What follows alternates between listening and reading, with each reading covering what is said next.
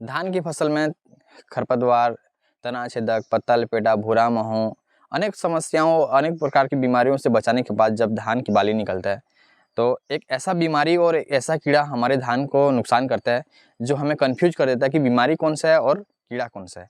नमस्कार दोस्तों, मैं हूं तरुण बारिक और आप देख रहे हैं विलेज फार्मिंग। किसान भाइयों, मैं बात कर रहा हूं पेनिकल ब्लाइट और पेनिकल माइट के बारे में। आज बात करेंगे पेनिकल ब्लाइट और पेनिकल माइट में अंतर क्या है और उसमें हमें कौन कौन से दवाई डालना चाहिए, कब डालें तो हमें ज़्यादा बेनिफिट होगा और इसके समाधान क्या है, उसको बचाए के उपाय क्या है। तो आप बने रहिए मेरे साथ वीडियो के अंत तक।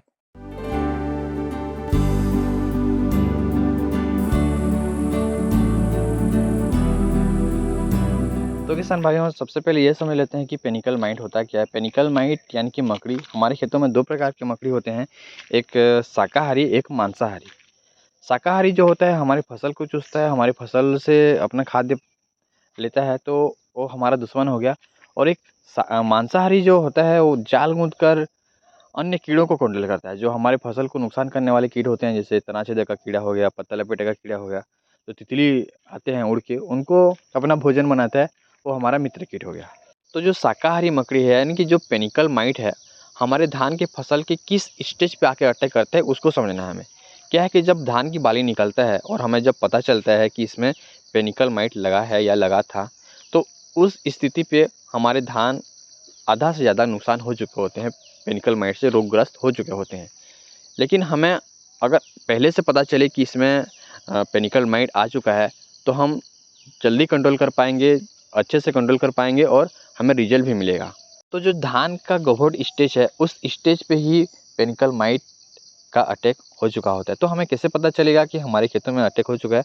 तो इसके लिए हमें हमारी फसल के पास जाना है और जो धान का झंडा पत्ता होता है उसके नीचे देखना है और एक गभोट को खोल के देखना है, तो पुष्पगुच्छ में थोड़ा सा आपको बेरंग दिखने लगेगा और जो झंडा पत्ता है उसके नीचे तरफ या बैक साइड भी देखेंगे तो छोटे छोटे कीट आपको नज़र आएंगे।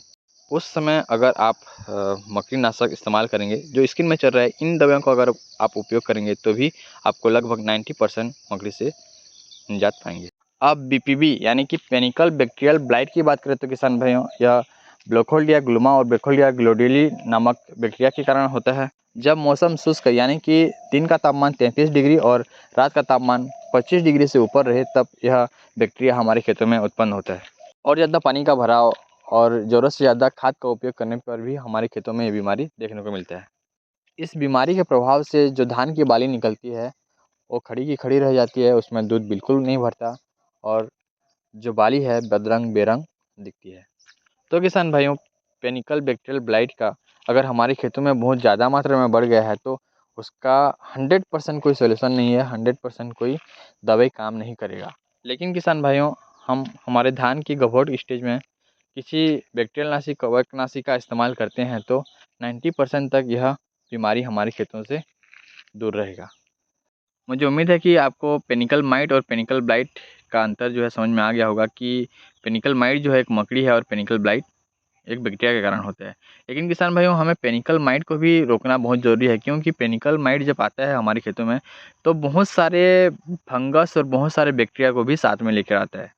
जब दोनों का अटैक होता है हमारे खेतों में तो हमें ये समझ में नहीं आता कि पेनिकल ब्लाइट है कि पेनिकल माइट है, क्योंकि दोनों में ही जो पुष्पगुच्छ है उसमें दूध नहीं भरती, दोनों का ही बदरंग और बेरंग दिखते हैं, दोनों में ही बाली खड़ी की खड़ी रह जाती है। तो उस कंडीशन में हमें ये करना है कि धान की गभोट स्टेज में ही हमें एक मकड़ीनाशक और एक कवकनाशी का इस्तेमाल करना है, जिसमें हमारा धान सुरक्षित रहे। आई होप कि आपको वीडियो समझ में आया होगा। तो प्लीज़ लाइक करें, कमेंट करें और चैनल पर नए हैं तो प्लीज़ सब्सक्राइब करें। धन्यवाद।